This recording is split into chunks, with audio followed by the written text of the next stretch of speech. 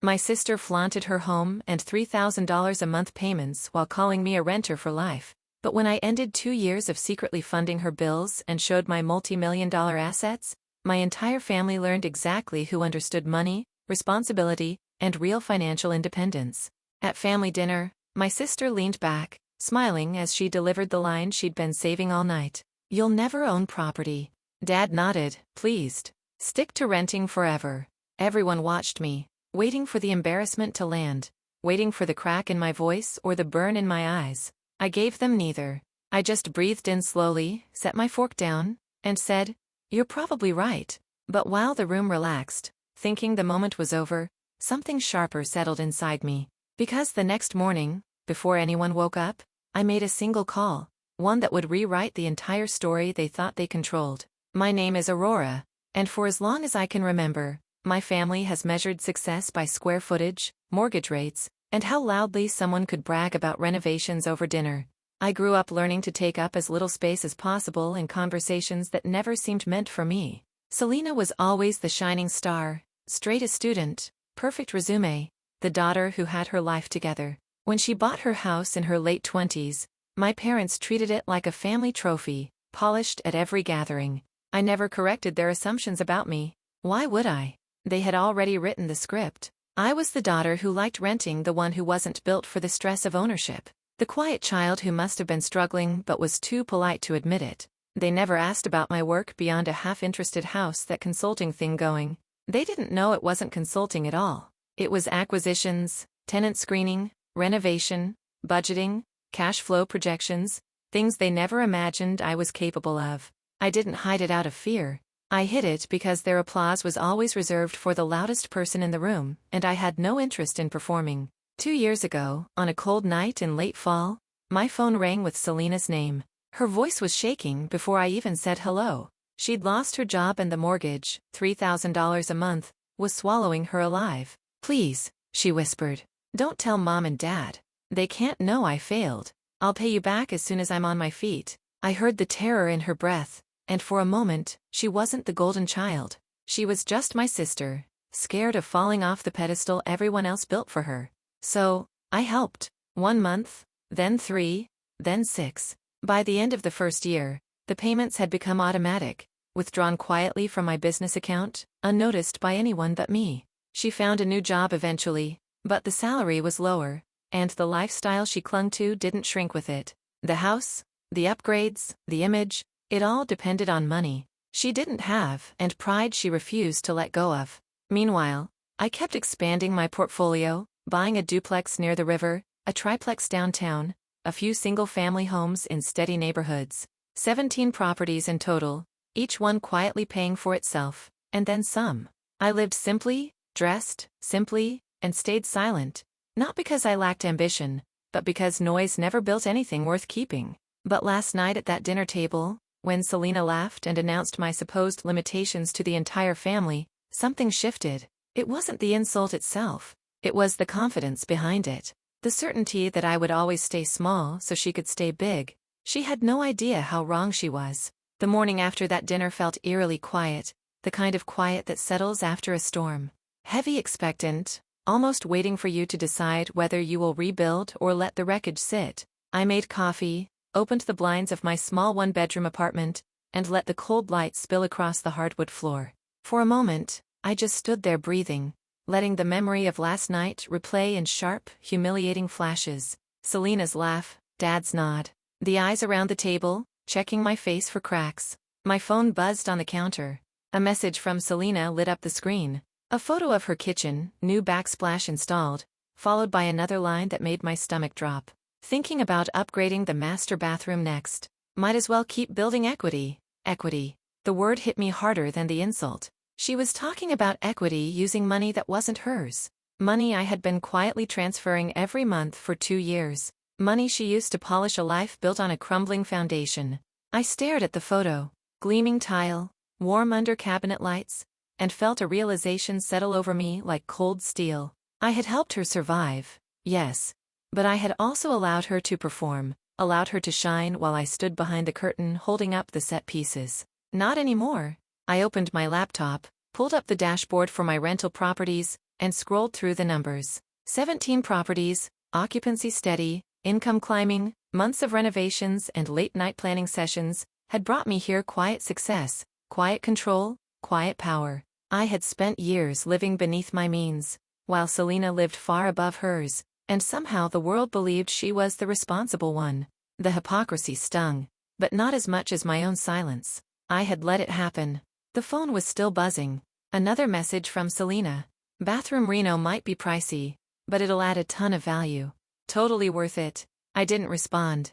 Instead, I tapped Janet's contact. She answered on the second ring, warm as always. Morning, Aurora. What's up? I sat down at my kitchen table, the wood cool under my palms. I need to make a change, I said. My voice didn't shake. Stop accepting her rent payments. Effective next month. A brief pause, soft but loaded. You sure? I'm sure. All right. I'll update everything on my end. When the call ended, I kept my hands on the table, letting the stillness settle. The decision felt like an anchor dropping heavy, irrevocable, but necessary. 2 years of support, 2 years of secrecy, 2 years of letting my sister and my entire family believe a version of me that had never been true. It was time for the truth to catch up. I didn't know exactly how my decision would play out, but I knew one thing with absolute certainty. Selena was about to feel the ground shift beneath her feet. Selena didn't notice the missing payment right away. She never did. She was used to life feeling smooth, predictable, money appearing exactly when she needed it. Safety nets catching her before she even realized she was falling. But 3 days later, just past noon, my phone lit up with her name. I already knew what the call was about before I answered. Aurora. Her voice trembled just slightly. Hey, something weird happened with my mortgage payment. The transfer didn't go through. Did your bank glitch or something? I leaned back in my chair, letting the silence stretch just long enough for the truth to breathe between us. No, I said there wasn't a glitch. A sharp inhale. Okay, so, is it delayed? Should I expect it tonight or tomorrow? No, it's not coming. The quiet on the other end wasn't quiet at all. It was panic trapped in a thin shell of pride. What do you mean it's not coming? She whispered. I've supported you for 2 years, I said evenly. 24 months of payments. That ends now. Her composure cracked immediately. Aurora, you can't do this. I can't afford the full mortgage right now. I told you I just needed a little more time. You said that a year ago. That was different. Her voice spiked, then wavered. I'm getting a promotion soon, and the bathroom renovation will raise the property value. I just need you to be patient. Patient? The word tasted bitter. Selena, I said quietly, I'm done keeping you afloat while you pretend you're standing on your own. There was a small, furious exhale. Half disbelief, half disgust. So what? You're punishing me because of what I said at dinner. You're being dramatic. You know I didn't mean it like that. You meant every word. She went silent again. The truth had nowhere to hide. But why now? She finally asked, voice cracking. Why would you choose right now to pull the rug out from under me? Because last night, for the first time, I saw the situation clearly. My silence had turned into permission. My support had turned into entitlement. And my care had turned into a shield she hid behind while laughing at me across a dinner table. But I didn't say any of that. I simply answered, because it's time. Selena's breathing grew uneven. I can't lose the house, Aurora. I'll fall apart if they find out I couldn't keep up.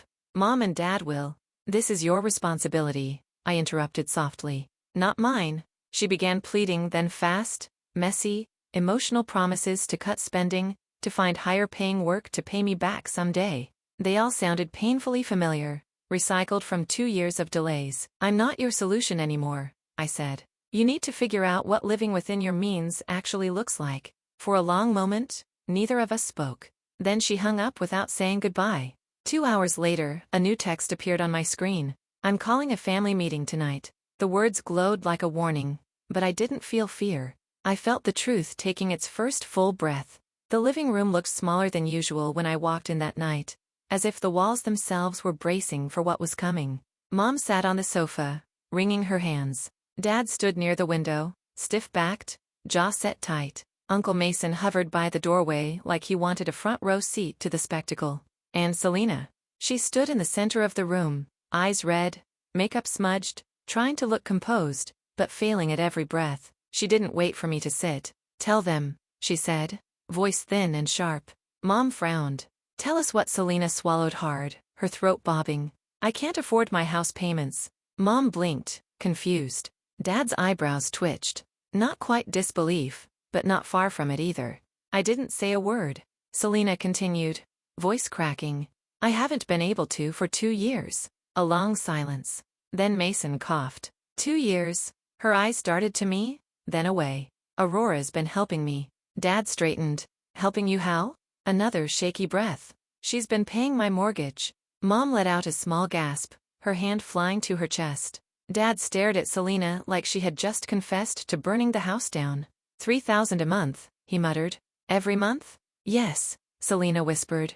All eyes turned to me. Shock, confusion, embarrassment swirling into one heavy silence. Dad finally managed. But Aurora rents. I barely what I asked. My voice calm steady. Barely manage my life. Barely stay afloat. Barely understand money. His face flushed a deep red. I reached into my bag and pulled out a slim folder. The same summary Janet prepared for situations like this. I laid it gently on the coffee table and slid it forward. You might want to look at this before you finish that sentence. Dad hesitated, then picked it up. As he read, the transformation on his face was almost cinematic: confusion, disbelief, then a stunned stillness. He looked at Mom, then back at the paper. 17 properties, he whispered. Mom leaned in to read over his shoulder. Rental income, market value, these numbers. Her voice trailed off. Uncle Mason's eyes widened. This says your portfolio is worth around $4 million. Dad lowered the paper slowly. Aurora, is this real? It's accurate, I said simply. I've been managing my own investment properties for years. The room sank into another silence. This time, heavier, denser. Selena couldn't look at anyone.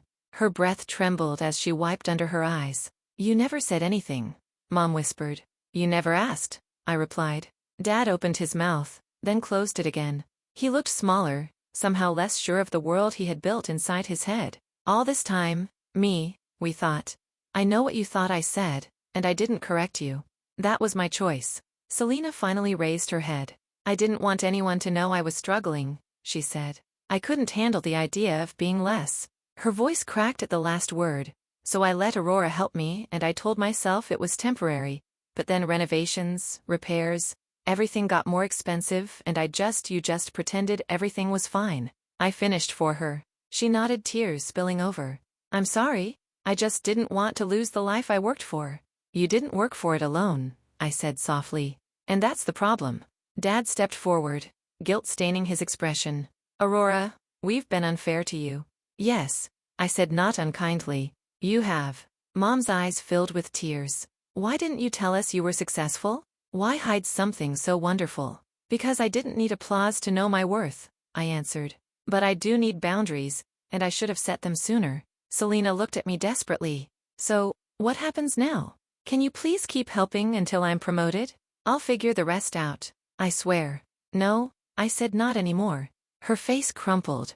Aurora, please. I love you, I said gently. But I'm not financing a lifestyle you can't afford. You have 30 days to decide what to do with the house. Sell it, refinance, downsize, but it's yours to handle, not mine. She shook her head, tears falling freely now. They'll think I failed. Dad spoke before I could. You didn't fail because you needed help. You failed because you hid it and pretended you were better than the person helping you. Selena flinched as if the words hit her physically. Mom moved closer, placing a hand on her arm. Sweetheart, you don't have to impress us. You just have to be honest. But I wasn't, Selena whispered. Not for 2 years. And now, I said gently, you get to be. The room softened even in its tension. The truth had rewired everything. Every assumption, every judgment, every pedestal. For the first time in years, no one was pretending. Dad looked at me, voice quieter than I'd ever heard it. Aurora, I owe you an apology. A real one. I know, I said. But we can get there. Slowly, Selena wiped her face, breathing shakily. I never meant to hurt you. I know, I said. But you did. And now we fix it by being real. All of us. Nobody moved for a long time. The air felt different. Lighter in some places, heavier in others. But it was honest. And for the first time, that was enough. 30 days passed faster than any of us expected. Selena tried everything: budget sheets, side gigs, late-night job applications, but the numbers never aligned with the life she'd built on borrowed stability. When the house went on the market, she cried quietly while packing boxes, the kind of tears that come not from losing a home, but from facing truth without a shield. I helped her move, not with money, but with my hands carrying lamps, taping boxes, loading her car. She apologized again between breaths, softer this time. Real. I thought selling meant I failed, she said as we stood in her empty living room. But maybe failing was pretending I didn't need help. It's not failure, I told her. It's alignment. Your life matches your income now. That's stability. Her new condo was smaller, simpler, but peaceful in a way her old house never was. No crushing payments, no silent panic, no performance. My parents changed too. Dad started asking my opinion about refinancing their retirement cabin. Mom texted me articles about real estate trends. Proud in a quieter way. No spotlight, just curiosity. Sunday dinners felt different. Fewer comparisons, more conversation. For once, no one bragged or judged. They simply talked. Selena began rebuilding her finances one honest step at a time. Our relationship, stripped of secrets and expectations, finally felt like sisterhood instead of obligation. And me, I felt lighter, like I had reclaimed space I didn't realize I'd given up. Looking back, I realized the real victory wasn't exposing the truth. It was learning that boundaries aren't walls, they're protection. My family sees me differently now, not because I proved anything, but because I finally stopped shrinking. Selena is rebuilding honestly this time, and we're closer for it. Peace feels different when it isn't bought with silence. If you've ever been underestimated by the people who are supposed to know you best, you're not alone. Share your story in the comments and subscribe for the next.